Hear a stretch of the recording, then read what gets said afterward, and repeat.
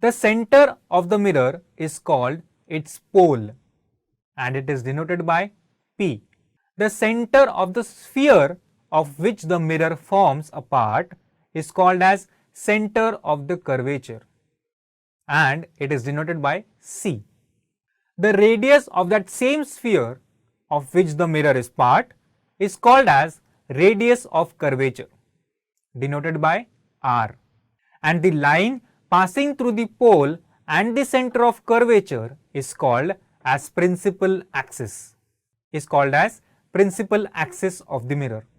This line is perpendicular to the mirror at the pole. In the case of a concave mirror, the rays converge after reflection. The point at which all the rays parallel to the principal axis meet and converge after reflection is called as the principal focus or the focal point of the concave mirror. When an object is placed in front of a concave mirror, the image formation by the concave mirror is real and inverted. Further, as the distance between the mirror and the object increases, the image gets closer to the mirror.